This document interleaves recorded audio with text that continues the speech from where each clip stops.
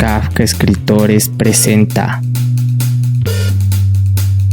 Taller de Narrativa Latinoamericana con César Chávez.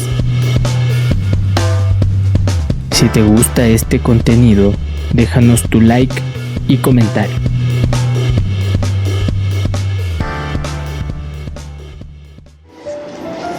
La narrativa latinoamericana creo que tiene su punto de nacencia en realidad en el siglo XX. En el siglo XIX, sea por las guerras de independencia, por la conformación de los estados nacionales, por los conflictos políticos tan radicales que fueron en el XIX, la literatura no tuvo una gran presencia. Hubo escritores del romanticismo, más bien comparativamente muy menores, si comparamos a los grandes románticos alemanes, ingleses, españoles, franceses. Por ejemplo, acá lo nuestro es Miguel Llofrío con La Emancipada, Cumandá con Juan León Mera, que si uno ya las pone en perspectiva son obras en realidad menores, es decir, sí, novedosas en su tiempo, pero por ejemplo Cumandá es básicamente una copia muy clara de Atala y de Chateaubriand. Chateaubriand había escrito Atala en 1812, me parece, y Cumandá es igualita, o sea, pero le pone en el oriente ecuatoriano, pero es lo mismo. La India que se enamora del blanco y después todo es la misma, es casi la misma historia. Y esto que Mera era de los mejorcitos, o sea, en realidad, o sea, Atala. ¿Esa dónde? Claro, esa se envuelve en África. En África, entonces ahí, pero es una especie como de mundo un poco inventado, porque Chateaubriand tampoco estuvo nunca en África. Pero alguien pero ella es una carga romanticismo muy, muy fuerte. Mera escribe Cumandá más o menos 1870 y pico, es decir, ya muy tardíamente. Además, tanto está muy contaminado todavía de un romanticismo muy tardío. El gran romanticismo es de finales del 17 y principios del 18, finales del 18 y principios del 19. 1780 comienzan los grandes textos románticos y el gran romanticismo termina 1820 más o menos. Entonces acá nos llega como casi 60 años después. Por lo tanto ya era un romanticismo un poco degradado, ya las imágenes estaban ya muy gastadas y todo lo que se había dicho ya estaba muy dicho. Entonces claro, lo que hacen por ejemplo los latinoamericanos es mucho recurrir por ejemplo a la naturaleza como forma de identificación romántica. Todavía éramos en América Latina en el 19 completamente rural, casi completamente rural, las ciudades eran muy pequeñas. Buenos Aires era una ciudad muy pequeña en realidad. Buenos Aires comienza la explosión de su gran ciudad a principios del 20. Todas las ciudades en realidad, creo que Lima era la más grande, pero había sido la capital virreinal y mucho más. Pero entonces la literatura es como muy, más bien, todavía muy atada a viejas formas. Ahí puedo mencionar tal vez a un escritor argentino que se llama Esteban Echeverría, que es muy bueno, que se llama El Matadero, es una novelita muy corta, que es brutal. Todo el título ya lo dice, El Matadero, ya un poco, ya más o menos ya dice lo que es la novela. Hay muertes fuertes, como un linchamiento ahí justamente en un camal, digamos, muy fuerte. Pero me parece una novela como muy interesante. Y yo creo que el movimiento que da como una esencia a la literatura latinoamericana es el modernismo, lo que nosotros llamamos hoy el modernismo. Que ese me parece que es el primer movimiento completamente originario, muy consciente de lo que está haciendo, y va a ser completamente reformador para todo el sentido de la lengua, más que de la imaginación, de la lengua española. Hay ahí como unos 3 nombres muy grandes, que son José Martí, el escritor cubano, además patriota cubano, que morirá en la guerra de independencia contra España. Cuba es el último país en independizarse en América muy tardíamente, se independiza apenas en 1898, recién. A Martí lo matan en el 1895 y además muere muy joven, creo que de 40 años más o menos, sí, un poquito más, casi como 42 años muere Martí. Pero Martí era un prolífico escritor. Tanto Martí como el otro gran escritor que es Rubén Darío, y el otro que a veces es un poco olvidado pero que debe mencionarse, que es Leopoldo Lugones, que es argentino. Estos comienzan a buscar nuevas formas de escritura y la van encontrando a través de la búsqueda del lenguaje, van encontrando lo que se va a llamar el modernismo.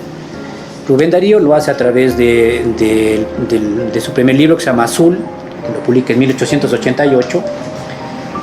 Es un libro completamente renovador, un libro que mezcla poesías con prosas como imaginativas, no son cuentos en sí, pero son como prosas imaginativas, muy dado al brillo lingüístico, ¿no? A las casi como fanfarrias verbales, todo muy adornado, todo muy visto. Alguna vez habíamos leído aquí un par de cuentos de Rubén Darío y entonces, claro, a veces son como sobrecargados de imágenes. Siempre hay cisnes, princesas, un poco extraño. Por eso digo, más es en el lenguaje más que en los temas. Los temas, en el caso de Rubén Darío, son muy atados todavía a lo europeo. Entonces, claro, los princesas, los cisnes, acá que cisnes, no había muchos cisnes. Pero ahí pone cisnes, princesas, tampoco con muchos. Pero en cambio el brillo verbal es increíble. Uno lee Rubén Darío, es como escuchar a música cuando escuchas. Entonces, pero básicamente es un movimiento poético, ¿no? José Martí es básicamente también unos poemarios que se llama el primero Ismaelillo, que es dedicado a su hijo, desde 1882, y el de uno que se llama, que es el comer clásico, modernista, La Edad de Oro, de 1889. Entonces ellos lo que hacen es buscar nuevas formas de expresión. Por ejemplo, comienzan a hacer en poesía lo que se llama el endecasílabo, versos de 11 sílabas, que eso no había manejado y no se había hecho en idioma español. Sí era un endecasílabo muy famoso en idioma italiano. Lo que hace Rubén Darío, y especialmente Rubén Darío, es trasladarlo a la lengua española. Eso es una forma cambia completamente el sentido de la música de la literatura. Y para ellos era como muy importante el sentido sonoro. Y Leopoldo Lugones hace dos experimentos. Uno, a través de poesía, que se llama Lunario Sentimental, que era el poemario de 1909, un poco más tardío. Y en narrativa hay un libro de cuentos muy interesante que se llama Las Fuerzas Extrañas, que es de 1906, que es una mezcla entre fantástico con la conciencia, con la ciencia. Fantástico con la ciencia, es decir, no tanto ciencia ficción, porque no va por ahí, porque pasa en Buenos Aires de finales del siglo XIX, pero ya como comienzan ya a ver los primeros descubrimientos tecnológicos, científicos, él lo asume como forma de narración en lo fantástico. Entonces son cuentos que siguen siendo muy funcionales, que siguen funcionando muy bien. Estos tres vienen a cambiar un poco todo el esquema. Y ahí creo que ya justamente viene el nacimiento de la literatura latinoamericana. Siempre se cree que el modernismo tiene su final con Canto de Vida y Esperanza, que es de Rubén Darío en 1905, pero creo que hay todavía unos poquitos textos más que pueden ser, el mismo de Lugones de 1909, me parece que todavía llegan a funcionar. En el caso ecuatoriano, el modernismo nos llega igualmente tardíamente. No estamos ya en el siglo XXI en el que todo nos llega a la velocidad del segundo, todo pasaba, se demoraba en llegar los libros, la gente viajaba poco y traían los libros, entonces no llegó muy tardíamente. Acá el modernismo es lo que nosotros se conoce, que nos enseñan en el colegio como la generación decapitada. Ese es el modernismo, realmente el propio término es modernismo en realidad, pero aquí nos han enseñado con generación decapitada porque nos hacen creer que se suicidaron todos cuando en realidad no se suicidaron todos. Más bien uno se suicidó y el otro se murió por sobredosis, como dos por sobredosis. El primero de esa generación es Borja, Arturo Borja. Él sí es como temprano, él muere en el año 12 apenas. Muere, claro, de 22 o 23 años por una sobredosis de opio.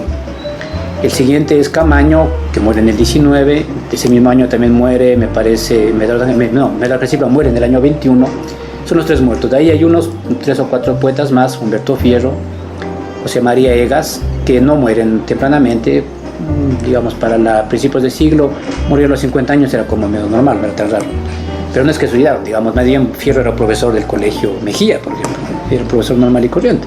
Pero claro, el término de generación decapitada lo instituye Raúl Andrade en un ensayo de los años 40, en un libro que se llama Gobelinos de Niebla, en un ensayo que se llama Un retrato para una generación decapitada. Él había conocido de muy joven a estos poetas, no a Borja, que se murió muy joven, pero sí a Camaño y a otros, y los pone básicamente a Camaño, a Novoa Camaño, a Borja y a Fierro. Los pone como la generación, porque a Silva no lo llegó a conocer. Silva lo vamos a conocer en Ecuador pasado casi el año 40, ¿sabes? O sea, porque antes no se lo conoce en Guayaquil sí, pero en Ecuador no. Entonces se quedó como establecido como generación decapitada, pero en términos más precisos es la generación modernista. Es una canción modernista extraña, porque ya es más tardía, por supuesto, casi en el sentido real. Comienza a publicar en los años 20, principios de la década del 19, 18, 19, 20, 21, 22, por ahí publican. Y es un modernismo más bien distinto un poco al de Darío. Lugones mucho menos, porque ni siquiera lo leyeron, y Darío y Martí, que sí lo habían leído. Hay mucho homenaje a Rubén Darío, pero cuando uno lee a los poetas ecuatorianos no hay mucho de Rubén Darío.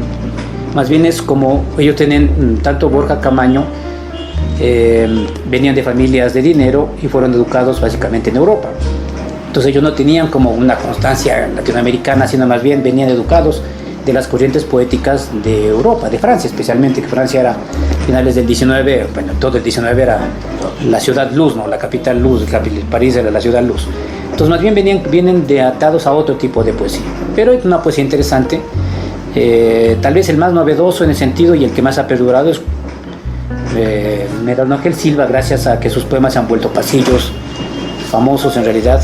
Alma en los labios es el más famoso, digamos, de pasillos, y el más famoso poema de Miguel de Silva, pero él sí es un poeta que popular, muy popular, y él también tiene, y él sí lo que tiene más acercado tal vez a la modernismo latinoamericano. Entonces ahí está el panorama, es decir, así comienza el panorama, y ahí comienzan ya las derivaciones. Yo he tratado como unos precursores antes de la generación que voy a hablar directamente, como escritores que aún sin llegar a ser sin llegar a ser los grandes escritores de la primera hornada, que básicamente yo le he puesto a Borges, a Carpentier, a Onetti, que son los grandes escritores que van a empezar. Hay dos o tres escritores que son como muy interesantes y que están ahí entre finales del modernismo y la vanguardia o el intento de renovación lingüística. Uno es Horacio Quiroga, que es un escritor uruguayo, de vida trágica, pero trágica, o sea, se le murió el amigo, se le murió la mujer, se le murió la otra mujer, se terminó finalmente suicidándose también el hijo, también increíble la vida de Quiroga, además fracasado en todo, metía en negocios, le iba mal, se iba, compraba tierras en el campo, se le llevaba el río, o sea, el pobre tuvo una vida trágica. Él, por ejemplo, vive entre el 78 y el 37, en el que termina suicidándose. Y los libros de él se publicarán, por ejemplo, a finales de la segunda década, primera y tercera década del siglo. Entonces, los años 18, 19, 20, 21, hasta los 30. Él todavía tiene a ciertos rasgos modernistas, más en el sentido de cierto paisajismo modernista, pero ya es alguien renovador. La renovación de Quiroga es interesante, que viene atada de la lectura de Edgar Allan Poe. Allan Poe, el gran escritor gringo, acá no fue muy traducido y comenzó a traducirse en América Latina en 1880 por ahí. Extrañamente hay una traducción del famoso poema El Cuervo en una revista cuencana en 1887, es una cosas rarísimas. Acá más bien después, eso nunca más hay traducciones hasta ya a principios del siglo. Pero ahí, creo que era un cordero, está en la revista que se llama Unión Literaria. Se llama la revista. Yo una vez, porque se le sacaron unos facsímiles hace años, Banco Central, y yo así leyendo me encontré la traducción del Cuervo, una cosa rarísima. Pero claro, se lo conocía como poeta. La gran fama de Poe, más allá de Estados Unidos, se le debe gracias a un francés, que es Charles Baudelaire. Baudelaire hace la traducción, la primera traducción de los cuentos, y creo que le pone cuentos macabros, así le pone, me parece la traducción que le hace Baudelaire. Baudelaire era el gran poeta renovador de la lengua francesa y creo que renovador de la poesía universal. Y se dejó envolver por esa atmósfera un poco morbosa de la muerte, lo morboso, lo extraño, lo oculto, y hace la traducción y se vuelve un éxito mundial. Francés, como decía, Francia decía esto es maestro y todo el mundo esto es maestro. Entonces acá llegan los 90s y Quiroga lo lee a Poe y se influencia mucho. A veces algunos cuentos de Quiroga no parecen leer a cuentos de Poe, claro, pero Quiroga los ubica casi siempre en cuentos rurales, casi siempre son cuentos rurales. Casi siempre es el campo, ni siquiera campo, un poco y lo selvático, ¿no? Él tiene un libro que se llama Cuentos de la Selva, parecido al de Kipling, y tiene cuentos cuentos de amor, de locura y de muerte, que es el más famoso de eso. Los cuentos de la selva son cuentos en los que participan, es muy parecido a Kipling, en que hablan animales, pero en onda muy oscura. Kipling era como más bien casi para niños, no, lo de Quiroga es otra cosa. Y cuentos de locura, amor y muerte sí son cuentos casi todos trágicos, de locura, como justamente dice, y de muerte, como dice también. el amor todo es pésimo, siempre es va pésimo. Entonces hay suicidas, hay ni sé qué, hay vampiros. Entonces hay una riqueza de simbolismos que Quiroga eso aporta a la narrativa latinoamericana de una manera increíble. Es decir, es una renovación completa en el sentido de apertura de temas. También de escritura, pero estaba muy atado a escritura, como le decía el modernismo, pero sí de los temas ya mucho más cotidianos de ruralidad. Él vivió mucho tiempo en la ruralidad, quería hacer algún tipo de comuna, que también fue pésimo, entonces más bien pasó mucho tiempo en la ruralidad. Entonces es un autor como muy importante para todos los que van a venir. Autores como Netti, como mismo Cortázar, tenían mucha deuda con Quiroga, y les reconocen la deuda a Quiroga como uno de los grandes autores.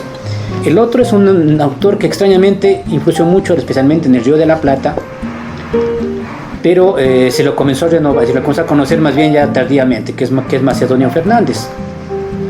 Macedonio Fernández es un personaje extrañísimo de esos típicos escritores extraños, solitario, absoluto, tímido a más no poder, no le gustaba publicar nada, tenía ahí de una generosidad que dice Borges que era tan grande la generosidad de Macedonio que dice tenía muchas ideas, grandes ideas, y lo que hacía para no sentirse como envanecido por las ideas era como transferirle al otro la idea. Por ejemplo, una idea, ¿no? Entonces dice, como decía Fran, la idea, y dice la idea, ¿no? Entonces dice, yo no he dicho la idea, no, tú no te lo dijiste, o sea, era como que daba las ideas geniales para que el otro diga que yo no he dicho nada.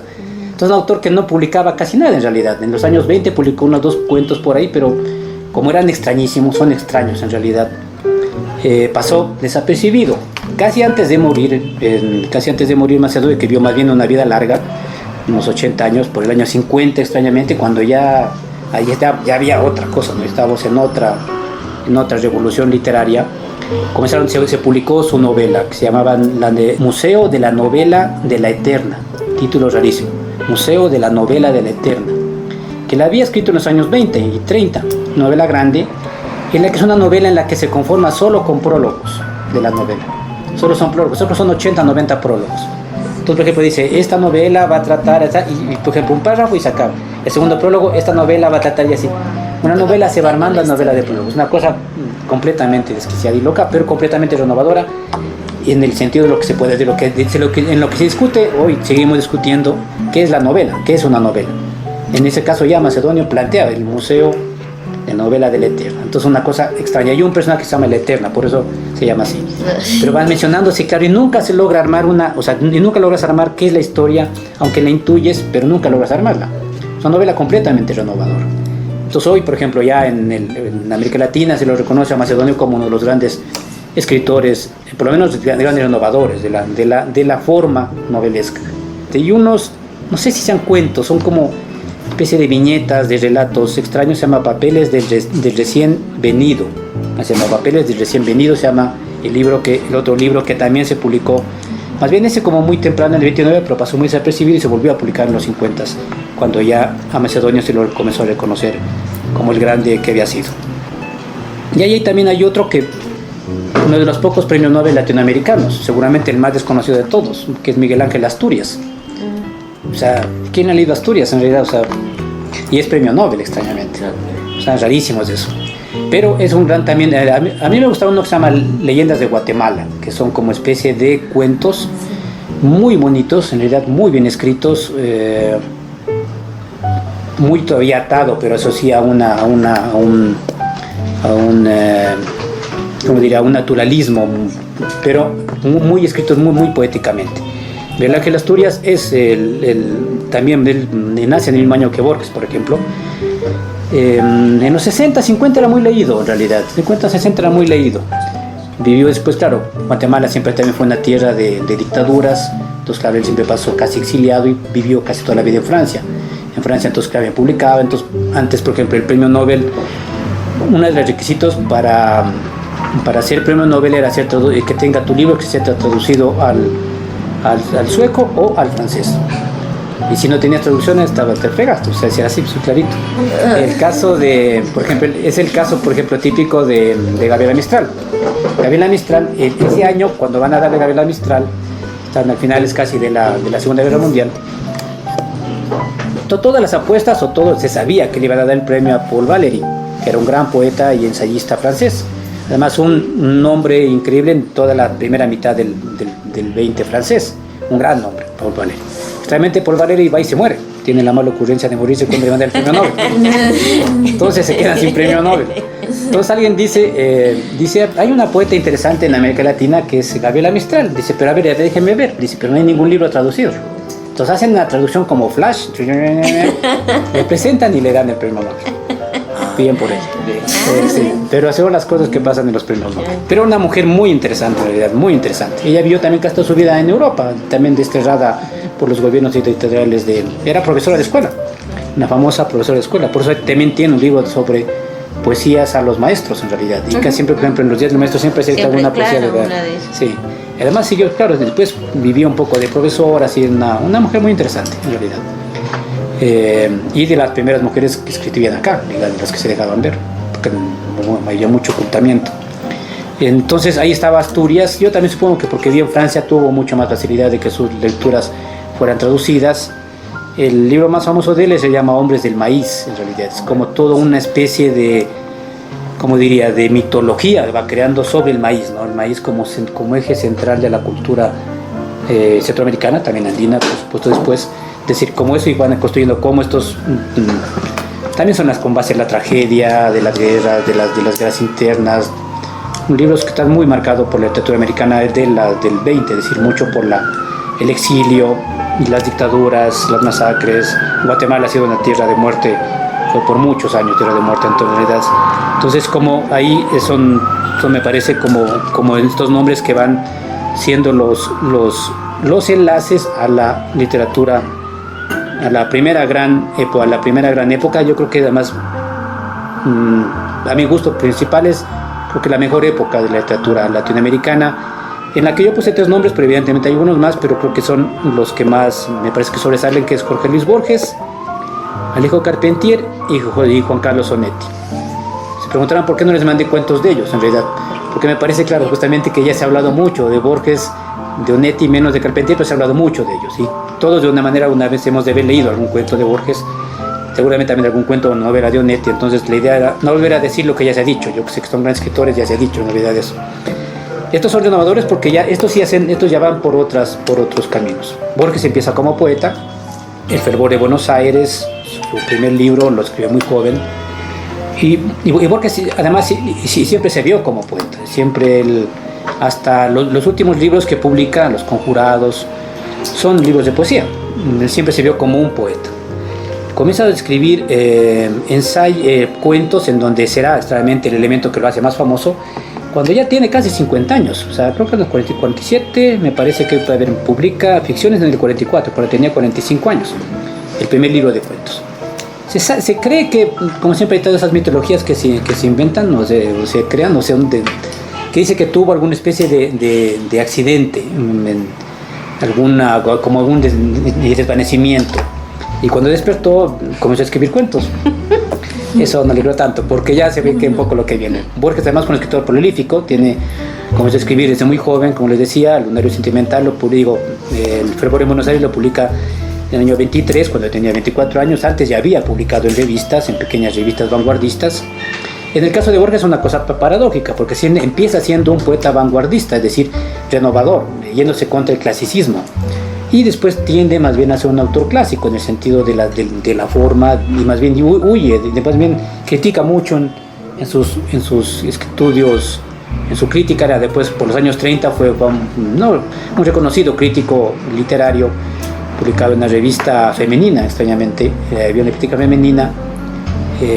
Publicaba las reseñas. Él es el primero que comienza a introducir a muchos autores. Era un hombre que hablaba algunos idiomas, y comienza a introducir a algunos autores que después no llegaban acá. Por ejemplo, él es el primero que hace la primera reseña sobre Kafka, en realidad. Entonces es una cosa que acá no siquiera llegaba en los años 33. Entonces él es el primero que comienza a introducir autores, a Virginia Woolf, a Joyce. Hace la primera reseña de Ulises, por ejemplo. Entonces es un autor que en eso parece, para América Latina es como muy importante Borges. Como digo, escribe ficciones. Antes había escrito unos pequeños como ensayos, que yo diría en el caso de Borges son como ensayos falsos. Se jugaba mucho con lo paradójico, con la ironía, con la burla. Tomaba el pelo muchas veces en lo que escribía. Ya había escrito antes Historia Universal de la Infamia, que es justamente una entre cuento y ensayo, pero que ya con ficciones completamente entra en los cuentos, en los grandes cuentos que lo volverán famoso. Y en el 49 publicará su libro seguramente más famoso, que es el Aleph. En el Aleph, que hay unos cuentos increíblemente perfectos en realidad. Borges se volverá famoso extrañamente cuando ya es muy edad, volvemos un poco a los franceses lo descubren en el año 66, le hacen una traducción, y Roger Caillois, que era un gran crítico, un gran pensador, lo lee, lo traduce, y en Francia se vuelve un hit parade, increíble. Los grandes filósofos postestructuralistas, Foucault, lo asumen casi como su ídolo. Y por ejemplo el caso de Foucault, en uno de sus famosos libros de Michel Foucault, ¿no?, el gran pensador, antropólogo, él lo pone casi como el ejemplo de lo que debería hacerse. Después se habla de él como la extraterritorialidad, es decir, se vuelve un autor muy célebre, y ya cuando tenía casi 70 años en realidad, y se vuelve célebre, y después le invitarán a universidades inglesas, francesas, premios honoris causa por todo lado, y se volverá más bien alguien. Antes nunca había salido casi después, desde que había vuelto de Europa en el año 16, nunca había vuelto a salir de Buenos Aires, creo que de 8 calles en realidad, por 50 años, y después ahí sí ya en cambio se volvió errabundo, viajaba por todos lados. Pero es uno de los grandes nombres de la literatura latinoamericana y ya hoy universal. El otro nombre es Juan Carlos Onetti, que es un uruguayo, nacido en 1909. Onetti es como todo lo contrario de Borges, ¿no? Borges es la perfección, el cuidado del lenguaje a lo máximo, las palabras precisas. Onetti pero también, claro, cerebral. En cambio, Onetti es el fuego, no digo hasta la furia, digamos, la furia, el fuego. Sus temas siempre son muy depresivos en general, muy oscuros. Pero es el otro lado de la literatura también que funciona, es decir, en Borges es la frialdad, la cerebralidad funciona, pero es complicado porque a veces te puedes ir a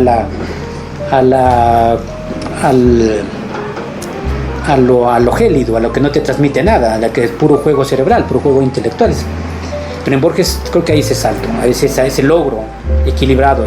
En el caso de Onetti también puede haber el peligro, en cambio puede terminar siendo demasiado sentimental o lloroso. En el caso de Onetti lo logra a través de una profunda percepción de la condición humana, de quién soy, desde dónde parto, y también del sentido de la ficción, de cómo hago una obra de ficción sobre esto. Eso me parece que es fundamental. Él publica su primera novela, que se llama El Pozo, en 1939, que es una novela muy... esta también se la descubrió muy tardíamente, pero en ese momento era como muy novedosa porque es como la primera novela existencialista latinoamericana.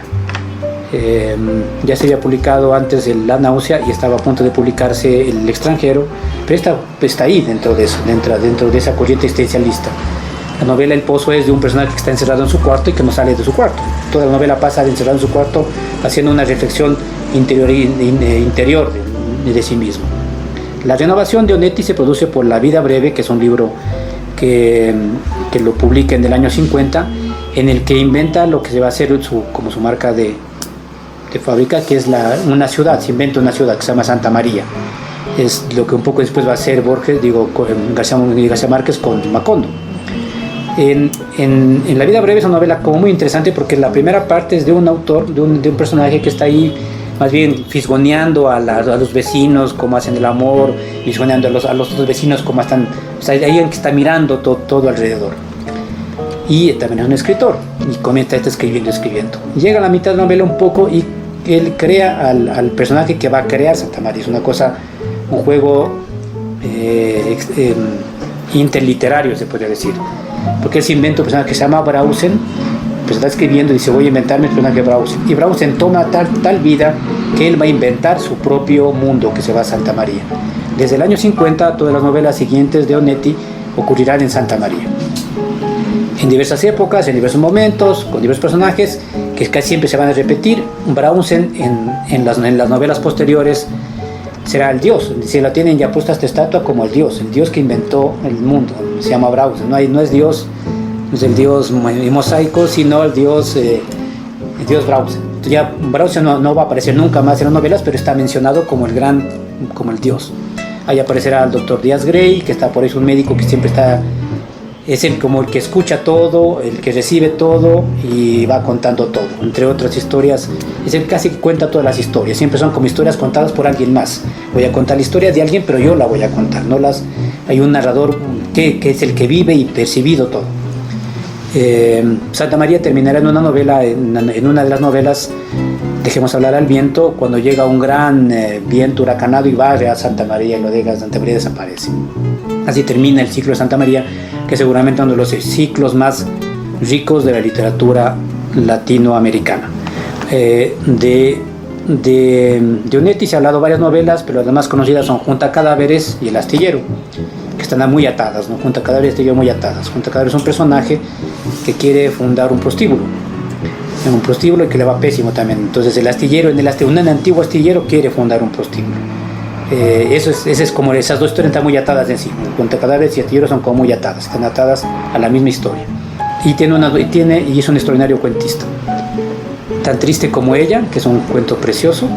No tiene muchos cuentos en realidad, o sea, son libritos no mucho así, pero son geniales en general. Hay un cuento también sobre boxeo que le gustaba mucho. Onetti vivió mucho del periodismo, mucho tiempo del periodismo. A excepción de Borges, que casi nunca trabajó en bibliotecas casi toda su vida. En el caso de Onetti no tenía educación, creo que no llegó ni siquiera a acabar colegio en realidad. Fue desde muy temprano a buscar trabajo y básicamente comenzó a trabajar en periodismo unos 60 años de su vida, que son 50 años de su vida, hasta que tuvo que salir exiliado por la dictadura de los años 70 en Uruguay y ya vivió. Su vida a Madrid, ya tenía algún reconocimiento, no mucho todavía, pero ya podía vivir algo de las rentas de los libros. Lo que hizo al llegar a Madrid fue acostarse en su cama y nunca más levantarse hasta que se murió en el año 94. O sea, vivió casi 20 años acostado y bebiendo whisky, que era un alcohólico, pero más. Alguien sí que evidentemente tiene un sentido fatalista de la vida, pero también alguien que, claro, al periodismo también lo que le da es como una renovación de lecturas. Entonces hay cuentos sobre boxeadores, sobre las calles, sobre personajes extremos. En los cuentos hay mucha más variedad. En las novelas es como muy similar, esa atmósfera pesada. Santa María es una ciudad de campo, una ciudad como del interior uruguayo, argentino, que es como muy caluroso, ¿no? El interior argentino está muy cerca del Chaco paraguayo. El calor es como de 30 grados para arriba, entonces todo es más asfixiante, todo es sequedad. Entonces ahí pasa Santa María. Entonces la misma atmósfera también es pesada, te contagia una especie de abulia, ¿no? de no sentido de la vida. Entonces eso es un poco el caso de Onetti. Y el tercer nombre que les quería poner era Alejo Carpentier. Este es un cubano que nace el mismo año que Borges, en 1899. Carpentier en realidad es un personaje extraño porque también casi toda su vida vivió en Francia, en realidad. Cuando en las entrevistas que le hacen a Carpentier, el tipo habla un español afrancesado. El francés tiene toda la entonación, la media nasal, una cosa rara en verdad. Pero Carpentier es otro de los innovadores. Él tiene el primer relato, Eco Ayambeo, que se llama, del año 39 también parece que es de Carpentier, del año 33, y El reino de este mundo, que también es como su gran obra, es una gran obra renovador. Él sí es un renovador también de atmósferas. Los pasos perdidos, una novela muy interesante que pasa en Venezuela, por el Orinoco, donde queriendo descubrir un poco el dorado, haciendo una búsqueda de todas esas búsquedas de búsqueda del dorado. Se pensaba que también en el Orinoco estaban novelas. Son novelas muy cultas, de mucho referente culto, a veces un poco pesadas por eso mismo, hay demasiada referencia a la cultura europea. Era un experto en música clásica y sus novelas están infestadas un poco de todo eso. Hay una novela de las últimas que se llama Concierto Barroco, ya el nombre lo dice por supuesto, y en el que maneja todas las referencias barrocos. Entonces primero maneja un lenguaje barroco, maneja toda una página y la palabra se llama bronce. La palabra bronce la utiliza creo que unas 30 veces, ¿no? De bronce, las cucherillas de bronce, los tenedores de bronce, los de bronce, de bronce. Entonces claro, hay toda una búsqueda por supuesto lingüística verbal, pero también que también poco te va botando en realidad. Y concierto barroco está atado a un concierto justamente barroco del concierto me parece que es Scarlatti, de música. Entonces, como hay mucha referencia culta que a veces un poco molesta en realidad. Pero es un autor, por lo menos para la cultura cubana, para la cultura caribeña, y nosotros también de esta manera, por lo menos por decirlo de las luces, el nombre de la novela sí influyó mucho, fue completamente influyente, es decir, alguien de una influencia enorme en realidad. Hoy menos leído, hoy de estos me parece que Borges y Onetti siguen siendo muy leídos, Carpentier ya no es muy leído, pero si ven algún libro por ahí en las de saldos que pueden conseguir más fácil, recomendarle, cómpreselos, porque sí, está es muy bien, está muy bien. Tiene un relatito como largo que es muy lindo, que se llama El origen de la semilla, que es un cuento que narra al revés, o sea, uno narra desde que nace hasta que se muere, este es al revés, o sea, narra desde que se muere hasta cuando está en el vientre de la madre, ahí termina, es decir, cómo va narrando así, es una cosa renovadora, que es un cuento también de los años, me parece, creo que es del 40, me parece, no es muy largo. Entonces esas búsquedas, ese creo que es el aporte de estos escritores, las búsquedas renovadoras de la forma. En el lenguaje todos son brillantes y eso ya nadie puede decir, sino cómo quieren renovar la forma, cómo quieren renovar el sentido de la forma, y eso me parece que es el gran aporte de lo que va a ser. Además escritores que están todavía no influenciados por el mercado, que poco la generación siguiente, la del boom, va a estar muy influenciado por cuestión del mercado. Entonces más bien en autores que empezaron todos escribiendo editoriales pequeñas y no grandes ventas. Es decir, ellos comienzan a hacerse conocidos cuando en la literatura del boom, que se llama en los años 60, hacen que los europeos comiencen a mirar un poco atrás, que había atrás, y descubren a Borges, a Onetti, a Carpentier y a otros más que por ahí les quiero mencionar, si tenemos un poco de tiempo, y comienzan nuevamente ahí sí a publicarse. El mismo Onetti hablaba de que, me parece que la vida breve, él dice, claro, que después de 20 años seguía todavía viendo la primera edición en las librerías, o sea, no lo leía nadie, o sea, después en cambio ya comienzan editoriales grandes, comienzan a hacerlas así, pero era casi como en todos los casos.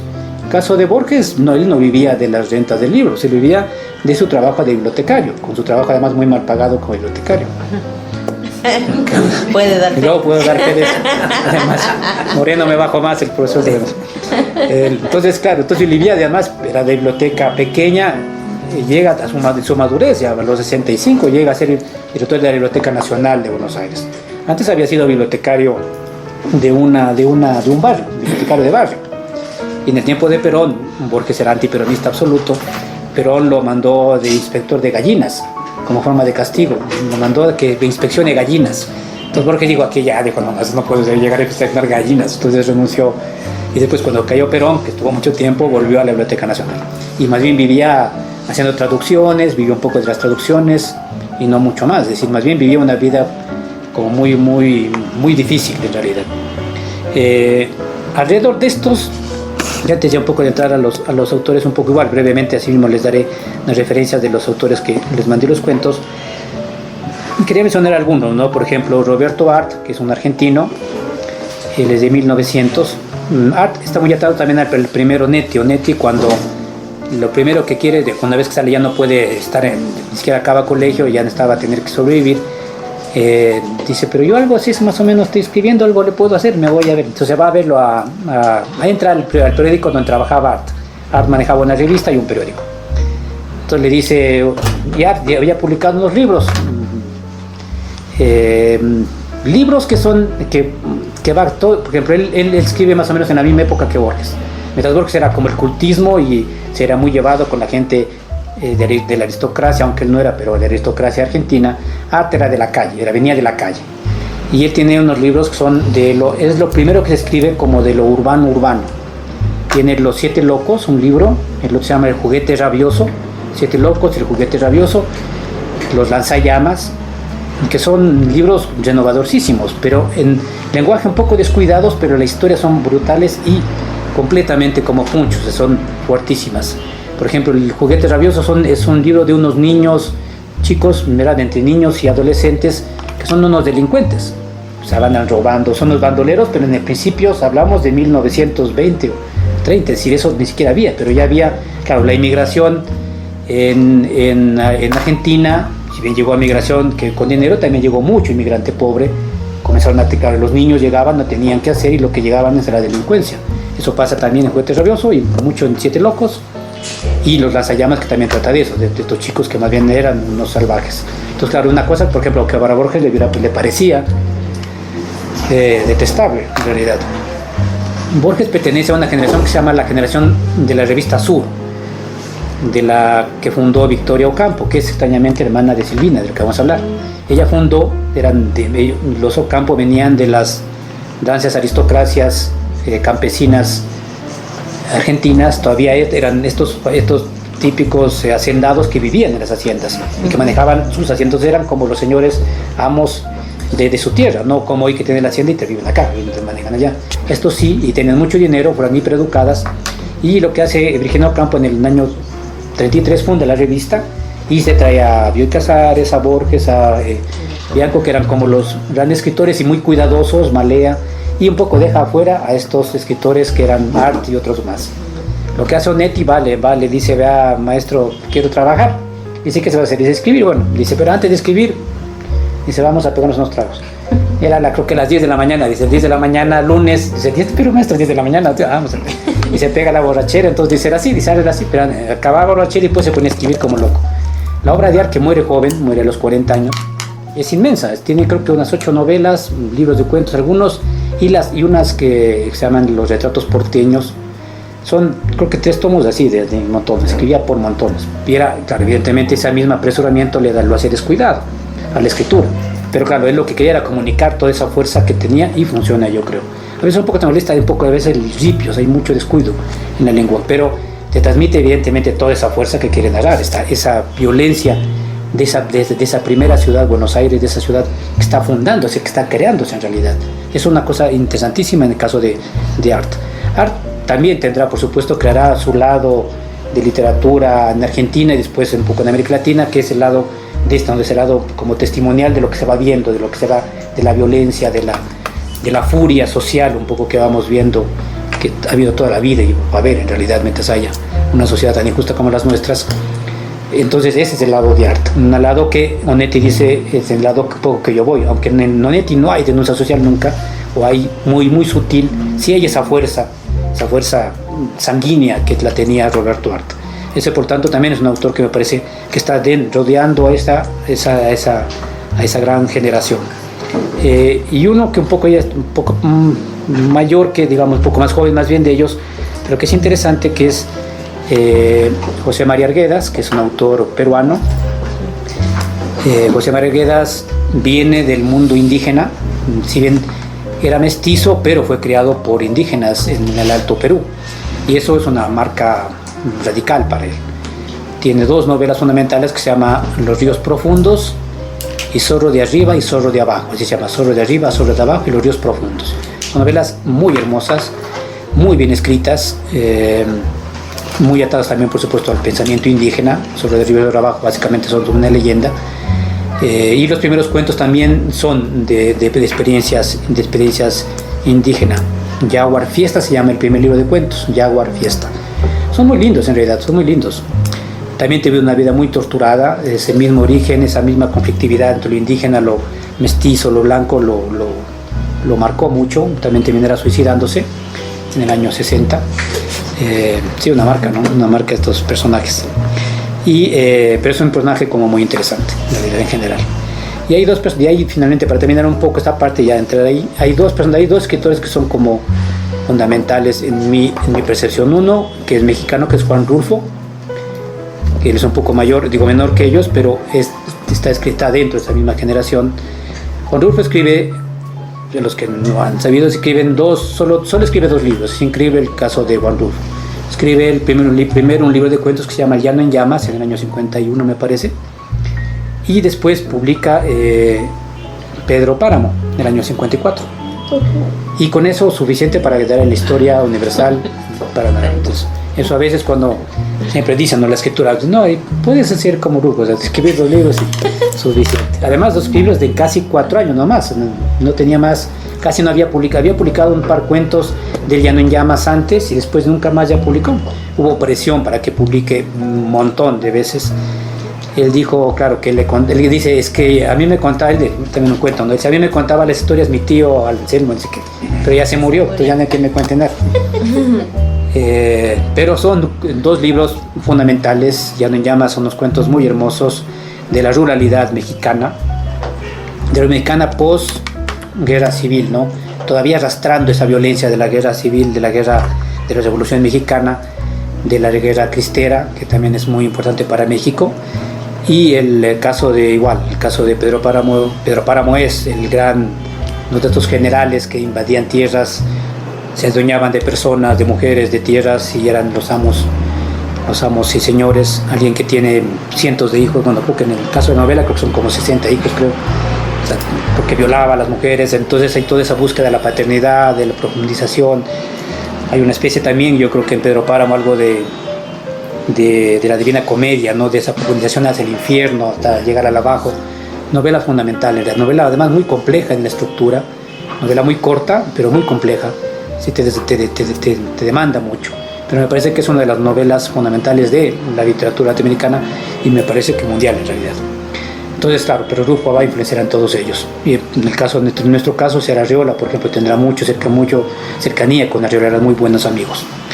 Y el otro, que alguna vez habíamos hablado en algunos talleres que he dado, que es Felisberto Hernández, que es un autor uruguayo muy olvidado. Felisberto Hernández era muy olvidado.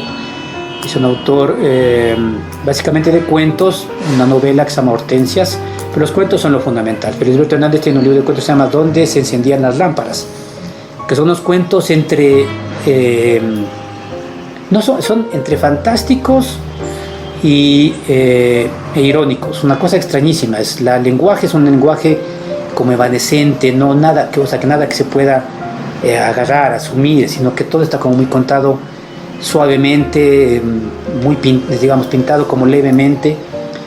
Un autor brillante en realidad, que también publicó ya, él vivía de músico, era pianista así de cine mudo, originaria. En el tiempo antes, como no había el cine, pasaba la película y tocaban ahí así, de cine mudo. Después era concertista, vivía un poco de eso más que de la literatura. Ya fue reconocido igualmente casi un poquito antes de morirse, más bien olvidado en los 60s, pero reivindicado en los 90s y especialmente ya en la década del 2000 para adelante. Felisberto Hernández es uno de los grandes escritores que también hay que ubicar. ¿Cuál es el libro? ¿Dónde se encendían las lámparas? Gracias. Sí, ese está creo que en una editorial que se llama Cátedra, en realidad. En ese tal vez puede encontrar. Y creo que están algunas de las cubanas también, me parece, en letras cubanas, me parece que están. Hay un poco. Felisberto Hernández. Felisberto Hernández. Es así, en red se encuentran algunos cuentos, hay bastantes más bien. El cuento de, por ejemplo, el cuento es El Balcón, que es muy bonito, y Donde se encienden las lámparas. No me acuerdo el nombre. El Balcón sí es una cuentazo. Y un poco para atar a lo ecuatoriano, que tampoco por lo tanto no hemos estado tan separados de eso, nosotros tenemos lo que se llama la generación del 30. Autores que nacieron justamente a principios, casi la misma edad de Borges, Donetti, casi todos nacieron en el año Palacio, en el año 6, después de la Cuadra en el año 3. De ahí viene toda la generación guayaquileña, 9, 11, 12, Joaquín Gallo Lara, Gil Gilbert. Extrañamente esta generación es muy distinta a la de Donetti, Borges o Carpentier. Nacen casi son de la misma edad, pero la generación del 30 ecuatoriano está muy atada a la social, muy al lado del realismo social, de lo que llamamos el realismo social. Obras, por ejemplo, Huasipungo, que es el ejemplo típico de Jorge Casa, son como obras, o Banda de Pueblo, de José de la Cuadra, Los Angurimas. Por lo tanto, esa es como la paradoja de la literatura, ¿no? En esos años en que publica los años 30, la generación del 30, se vuelven como los que más vendían. Por ejemplo, si uno pusiese, pues retrocederíamos al año 35, por decir, hiciéramos un estudio de mercado, los que vendían eran los ecuatorianos de la generación del 30, y Borges no vendía nada, ni etileros. Extrañamente hubiera sido así. Hoy, extrañamente, a la generación del 30 básicamente los conocemos nosotros, y en América Latina ya no son leídos. Porque estaban muy atados al surgimiento de lo político. Los partidos socialistas y latinoamericanos comienzan a fundarse la segunda década y la tercera década del siglo XX. Y estos autores estaban muy atados a ese reclamo social, a esa postura social. Son autores, me parece, buenos en realidad, pero sí les pesaba en algunos el peso social, es decir, el sentido de que el texto es una necesidad de denuncia social, que es su postura estética, además, y ética también. Eso, por ejemplo, eso le hubiera dicho a Borges te hubiera mirado con profundo desprecio, ¿de qué me estás hablando? De denuncia social, no entiendo nada. Ni siquiera también, y tal vez seguramente no entendía. Vivía muy... Eso no recibió el premio, ¿no? Sí, es un peso también, es un peso que le cayó a él, seguramente. Pero tenemos nuestra generación del 30, una generación que nos marcó muy hasta ahora. Tal vez todavía tenemos ciertos rasgos, pero por lo menos hasta los 70 fue una generación que marcó completamente. Hay autores, me parece, sobresalientes, como José de la Cuadra, Pablo Palacio, Demetrio Aguilar Malta, tiene un par de muy buenas novelas. Las primeras novelas de Alfredo Pareja del Canseco también son interesantes, El Muelle, Las Tres Ratas. Después se volvió pesado, muy pesado. Los cuentos de Gil Gilbert también son buenos, les llaman Relatos de Manuel, que son muy chéveres. Y Joaquín Gallegos, Lara, que tenía unos cuentos interesantes. Las cruces sobre el agua. Las cruces sobre el agua, que es como la más clásica, una novela que se deja leer muy bien, pero en la que se ve claramente el objetivo hasta didáctico de lo que quería hacer. El bueno y el malo, o sea, la confrontación de la masacre, pero también lo popular, la reivindicación de lo popular, o sea, aunque también hay elementos interesantes en esa novela en general. Es una novela interesante, yo creo que se deja leer muy bien, o sea, creo que era el más talentoso, extrañamente, uno de los más talentosos, pero la ideología era, claro, era un ideólogo y estaba preocupado de defender la ideología y de controlar la ideología. Entonces eso le quitaba tiempo para la escritura creativa y más bien escribió muy poco. La obra de él es más bien ensayística, es un poco más, pero la obra narrativa, los cuentos, no tendrá más de 10 o 12 cuentos, creo, y una sola novela. Y estableció una novela, Los Guandos, que dejó a Beranzacer y la concluyó Nela Martínez, que fue en algún tiempo su compañera. Que es una novela, esa novela que mal lograda, porque la primera etapa es muy bien hecha y la segunda etapa ya no tiene mucho sentido. Pero es una generación interesante que, le digo, en esos años en América Latina fue muy influenciada. Cuando uno revisa antologías de los años 40, por ejemplo, de cuentos latinoamericanos, que en casi todos están los ecuatorianos. Y por ejemplo, uno no encuentra cuentos, en cambio de Carpentier, de Borges, no encuentra cuentos. Están estos autores que, entre otros más, por supuesto hay otros autores que tampoco ya se han ido perdiendo en la historia, la historia es una máquina, ¿no? En realidad. Y las obras que van quedando son las que van quedando. Nadie entiende muy bien las razones por qué quedan esas. Hay autores que les alguna vez comentaban, de autores que son buenos y que hoy ya nadie los lee. ¿Por qué razón?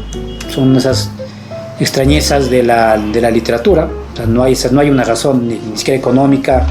O sea, se ha demostrado que aún con el poder económico que quiera hacerse famoso un escritor, no logra hacer, porque va por otro lado. O sea, no sabemos cuál es, y seguramente también es la ventaja, es la maravilla de la literatura, que no sabemos qué es, pero ahí está. Es decir, la literatura nos enseña, creo que mucha humildad en realidad en general. Esa es una manera. Los evanescentes más bien terminan olvidados, los que se evanecen, y que más bien el trabajo, creo que serio y auténtico, es lo que va dejando ahí por más fruto de ciertos lectores, pero me parece que es como lo más lo que podemos hacer los que tratamos intentando de escribir. No nos queda mucho más. Y ahí un poco llegamos a esta generación, a la de Silvino Campo, la de Arriola y de Garro. Silvino Campo nace en 1903 y muere en 1993, una autora muy longeva. Como les decía, yo creo que tuvo una mala suerte Silvino Campo de nacer en la generación en la que le correspondió vivir con Borges y con Bioy. Silvino Campo eran, como les decía, de una familia potentada de Argentina. Era la menor de 7 hermanas, me parece, y eso también siempre la condicionó. Era muy reacia a dar entrevistas, casi nunca dio una entrevista. Creo que dio una sola, muy poca, pero brevísima en realidad, a alguien, y más bien alguien que tenía mucha timidez y se ocultaba mucho. Lo que se sabía entre los amigos, dicen que tenía, no resentimiento, pero sí una cierta reserva a su hermana mayor, que era Victoria. Victoria era todo lo contrario de Silvina. Victoria era la gran dama de la gran sociedad. Daba hiper, muy bien vestida. Las fotos de Victoria son impresionantes, siempre vestida a la moda. Fueron educadas, las dos fueron, todas las hijas fueron educadas por 3 institutrices. una inglesa, una francesa y otra inglesa. Entonces hablaban español, inglés y francés desde chiquitas hasta toda la vida. Y vivían casi siempre, como también en las grandes familias en ese tiempo, las mamás casi no eran, pues los padres eran casi personajes, exacto, invisibles, los que eran educados por sus nanas. Cuando se casa Victoria, se la lleva a la nana que más quería, Silvina, que era muy chiquita, y desde ahí parece que le tuvo un gran resentimiento. El primer libro de cuentos de Ocampo se llama,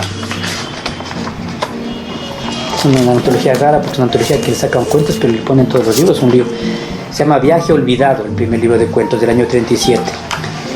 Y alguien hizo notar que Viaje Olvidado tiene la B de Victoria y la O de Ocampo, es decir, era como un cuento dirigido a su hermana, y el cuento trata de una hermana que le hace media una maldad, o sea, entonces hay como una especie de rencilla con su hermana. Bioy pertenecía también Bioy Casares pertenecía también a una gran familia de hacendados y también de mucho dinero. Se conocen muy tempranamente. Bioy le llevaba, creo que apenas unos más bien era menor que Silvina Ocampo, y se conocen tempranamente y se casan tempranamente. Entonces, claro, la vida de Silvina Ocampo fue estar casada con Bioy, ser amiga de Borges y tener como hermana a Victoria Ocampo, que era el árbitro de las letras argentinas. Es un peso que evidentemente la va a influenciar, un peso que le va a influenciar y que también la va a invisibilizar. Ella comienza a publicar ya en los años 30 y en verdad además es extraño porque ella no tiene casi ni influencia de ninguno de los autores que digamos, era muy cercana a Borges, muy cercana a Bioy, a un autor que se llama Wilcock, que era José Rodolfo Wilcock, que era un autor bien interesante, que después fue a vivir a Italia, muy imaginativo, muy desquiciado en realidad. También estaba cerca de él, y de otro autor que era el que manejaba la revista Sur, que era un editor, que era José Bianco. Todos medios geniecillos en realidad. Ella estaba también ahí con una inteligencia muy brillante, con 3 lenguas, pero claro, su timidez le impedía sobresalir, y además con estos hombres pasó siempre desapercibido. El peso de Borges y de Bioy especialmente hacían claro que cuando publicara así es la amiguita de Borges, vaya, no sé. Entonces ni siquiera se la leí, en realidad es una cosa terrible. Ella comienza recién a rescatarse en los años 80, ya casi cuando se muere Borges, decía, ahí comienza nuevamente a rescatarse los libros, a rescatarse este libro del año 90, por ejemplo, que es una antología. Aquí están al final hay unas fotitos de Silvina Ocampo, que está por ahí, también está Borges, pero ahí está muy bonita. Ahí está con Bioy casado. Yo le paso el libro para que vean, están con Bioy. Bioy era un galán, ¿no? Me daba un dandy. Sí. Y además un mujeriego. La traicionó por muchas maneras. Pero estuvo casado toda la vida. Aquí está Victoria Ocampo. Ahí están, para que vean que eran pobrecitos en yate.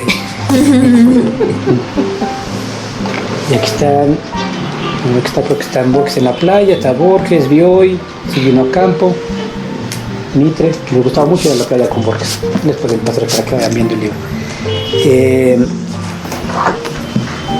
Pero aún así es hoy ya reconocida como una de las grandes escritoras latinoamericanas. Yo saqué un patecito, nada más que quería leer solo un pedacito pequeño. Este es de un diccionario de César Aira, un diccionario de autores latinoamericanos. César Aira hoy es el escritor de los más reconocidos acá latinoamericanos. Tiene un interesante diccionario, que a veces es un poco malvado, siempre anda burlándose de todos. Pero no, y así Silvina Ocampo le dice cuentista, una de las mejores y más originales de Hispanoamérica, en cuya literatura no es fácil encontrarle antecedentes. Aunque vivió y rodeada de escritores, su marido Adolfo Bioy Casares, Borges, Bianco, Wilcock, su hermana Victoria, no hay influencias de ninguno de ellos en su obra. Fue una mujer retraída, algo excéntrica, nunca dio reportajes. Y extrañamente sí, es una mujer como muy retraída, muy tímida, pero creo que tiene, estuve leyendo algunos había leído hace tiempo, le había leído la antología, yo estuve antes de venir revisando algunos. Claro, tiene como una fijación por lo mínimo, por las pequeñas cosas, por cierto tipo de sensualidad, no para nada pornográfico, procas, pero sí muy manejada más bien casi como con sutileza, pero también creo que con ocultamientos, con demasiados ocultamientos. También se nota algún tipo de conflicto personal, creo que en casi todas. Hay mucha referencia, aunque el cuento que les mandé no tanto, pero hay mucha referencia a la niñez, siempre a la niñez como un paraíso perdido completamente, algo que estuvo y que de otra manera u otra se fue perdiendo. Y hay siempre una referencia mucho a lo masculino, pero como en esas, como siempre como en competencia, como un poco el cuento que ahí hay una cosa así extraña en realidad, una cosa extraña. Es difícil un poco encontrar aquí libros de Ocampo, en realidad no hay muchos. Están editándole, creo que en Eterna Cadencia, que es una editorial argentina, gran editorial argentina, y ahí se puede encontrar alguna cosa. Igual, si encuentran algo de Silvina Ocampo, les recomiendo muy profundamente eso. El próximo es Elena Garro. Garro sí es un personaje completamente, ese sí es un personaje. Y Christopher Domínguez dice, ¿no? Por ejemplo, solo le leo una partecita. Dice: la vida y obra de Garro encarnan la leyenda más asombrosa y problemática del tiempo mexicano. Y fue casada en 1937 con Octavio Paz, con el gran poeta y premio Nobel latinoamericano Paz. Por lo tanto, eso ya es una marca, ¿no? Paz ocultaba todo lo que estaba alrededor.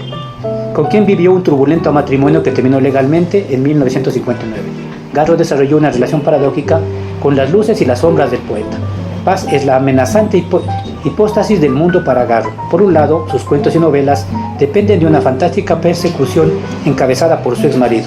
En casi todas las novelas hay un marido maldito que la persigue. Persigue a la protagonista y a la hija. En casi todas las novelas. Una cosa de locas. Y además la Garro sí era así como bien volada. Dice entonces, por otro lado, sin el apoyo material de Paz que se extendió hasta el final de sus días, la difícil vida de Garro y de su hija Elena habría sido, si cabe, aún más desdichada.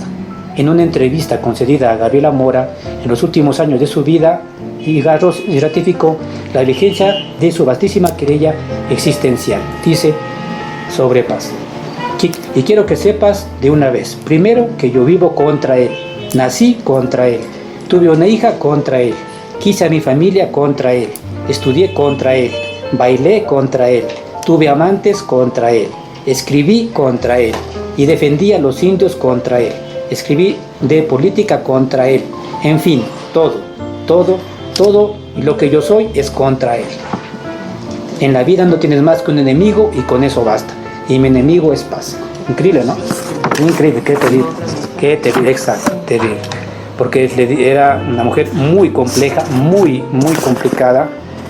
Vivieron un matrimonio de 20 años que fue un infierno en realidad, y su hija también, creo que terminó suicidándose en realidad, así como, porque era además pegada a la madre, que era paranoica y tenía un problema de gasto. Todo el dinero que llegaba se gastaba en lo que llegaba, o sea, le prestaba 100,000 pesos, mañana no había 100,000 pesos, en lo que se gastaba nadie sabía.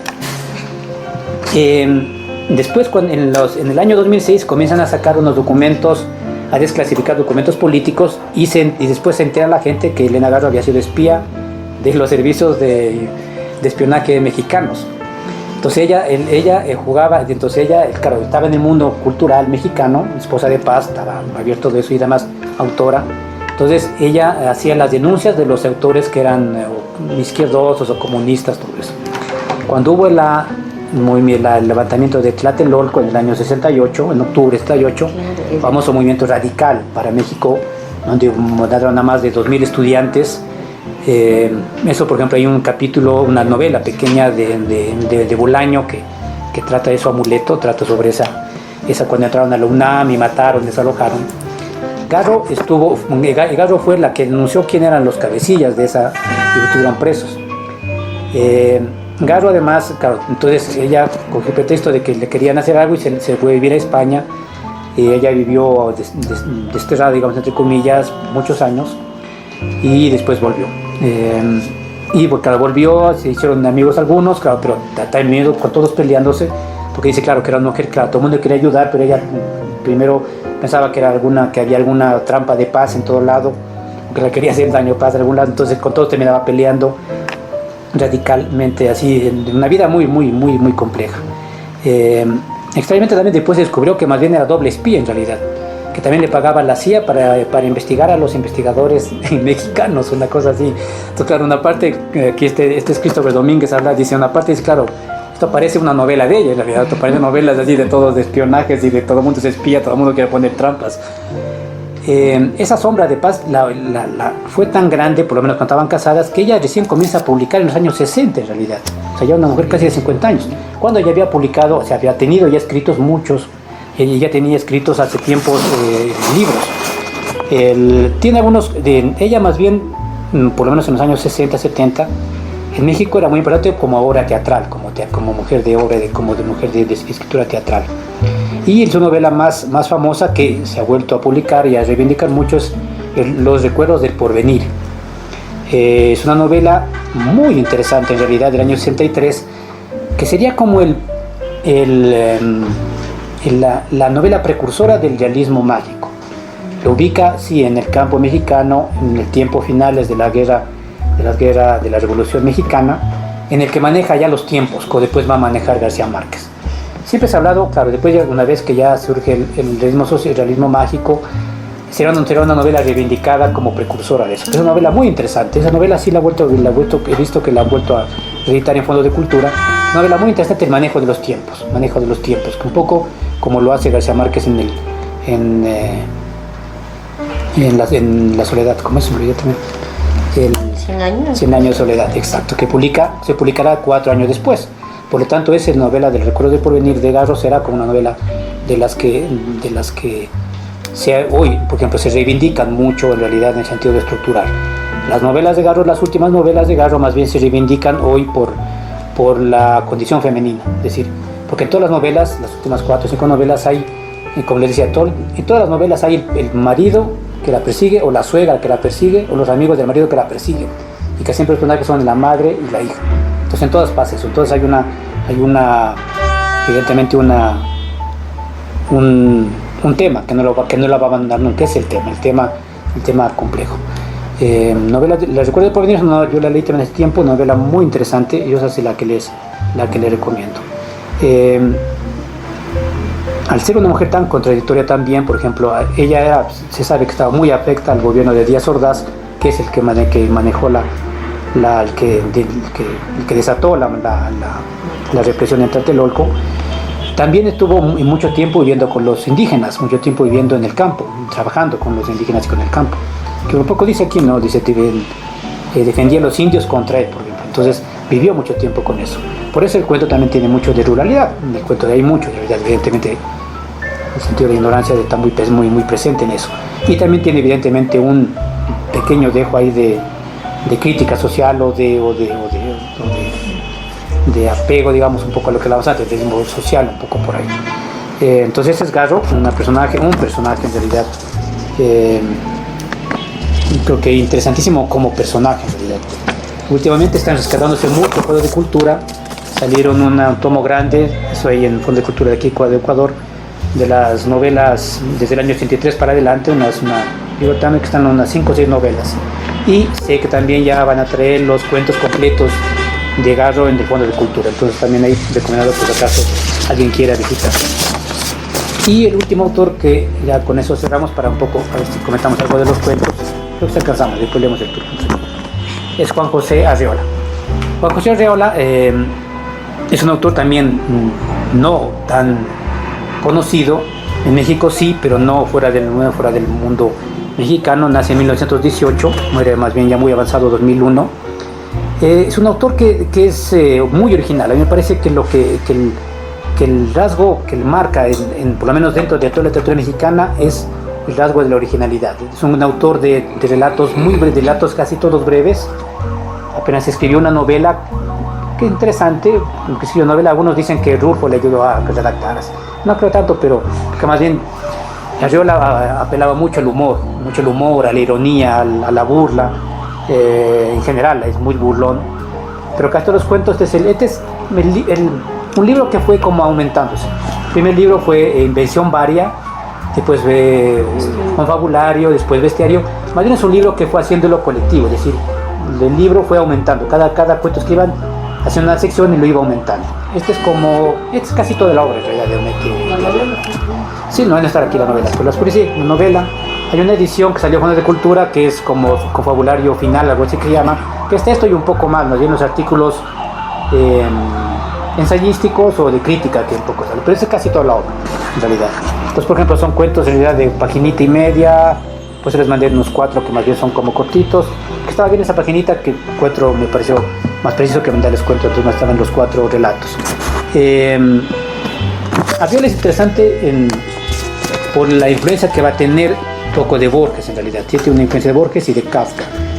Aquí dice, por ejemplo, leer algo también de aquí, de Christopher Domínguez Michael. Dice, desde su primer libro, en realidad uno solo, que se va complementando a lo largo de los años 50, se dejaba leer a un singular y retórico autor de máquinas textuales sobre la vida provinciana, el destino o los juegos de la imaginación, que practicaba en estilo original la biografía imaginaria, el bestiario fabulado o el cuento fantástico.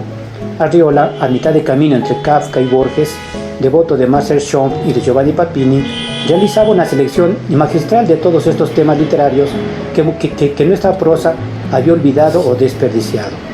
En textos tan limpios como poéticos, Arriola recurre lo mismo al humor que a la erudición, a la comedia de enredos que a la broma metafísica. Sin ser ajeno al clima intelectual de medio siglo, Arriola convierte la ausencia de Dios en una farsa que divierte al hombre y desordena los objetos. No en balde Borges dijo que él podía haber nacido en cualquier época y en cualquier sitio, pues Arriola pertenece a esa corte de espíritus que juegan a la ruleta con las palabras. Entonces hay reconocimiento de la importancia de Arriola, creo que en el sentido del humor, en realidad hay mucho sentido del humor. Hay un cuento que como es el más célebre, uno que se llama hay unos dos célebres, uno que se llama el guardagujas, y uno que me parece muy divertido, que es En verdad os digo, que se basa en la provisión, en ese episodio de la Biblia cuando Jesús dice, en verdad os digo que no pasarán al cielo si no pasan por el ojo de una aguja, ¿no? Por el camello dice es más difícil que el rico pase por una aguja. Entonces, en el cuento, en este relatito, lo que hace es que hay un científico que se inventa una máquina o está intentando de crear una máquina que deshaga los átomos de los camellos para hacerlos pasar por una aguja. Entonces así ya se entiende que ya pasó el camello, entonces podrán pasar los ricos. Finalmente le saca la plata a los ricos, dice ahora sí pueden pasar porque ya son pobres, entonces ahora sí pueden pasar aunque el camello no pase. Hay mucha ironía sobre eso, hay mucha bula y elemento y se va burlando un poco de todo. Entonces, un autor interesante que extrañamente su origen fue teatral. Llegó muy temprano a México y entró a la onda teatral. Y por esas razones conoce a alguien a Luis Jouvet en México, y Luis Jouvet se lo lleva a Francia. Allá será un actor de la comedia francesa, de la institución, de la comedia francesa, de la Comédie Française. Trabajará en teatro, será mimo, y después, una vez que ya tiene como celebridad de actor teatral y de mimo, vuelve a México, donde comenzará a trabajar de corrector y más bien después de profesor universitario de la UNAM. Hasta trabajará después, como tenía muy buen humor, era muy divertido cuando hablaba, de una sabiduría enorme, de una erudición asombrosa. Después extrañamente hasta trabajará como comentarista deportivo en los partidos de fútbol, una cosa increíble. Entonces, claro, una cosa ahí entre, no digo payasesca, pero casi en verdad. A veces era, claro, con esos que no sabían nada. Bueno, yo sí se ponía a estar a Borges así en los partidos de fútbol. Nada que ver con Bonafón, ¿no? Creo que Bonafón seguramente lo tomó de Walter que tomó. Entonces es un autor como muy singular en realidad. Yo lo leí hace mucho tiempo, me había encantado y siempre he querido de otra manera hablar un poco de Arriola brevemente, como hemos hecho hoy un panorama general. La idea es un poco así, hacer panorámicas, ¿no? de épocas, para que tengamos como un poco la generalidad. La latinoamericana en verdad se puede ver en semestres enteros, podríamos ver cada sección, pero la idea es un poco también dar estos conocimientos así un poco generales. Y hay un poco, a ver qué les aparecen los textos. Si te gustó este contenido, puedes suscribirte y compartirlo con tus amigos.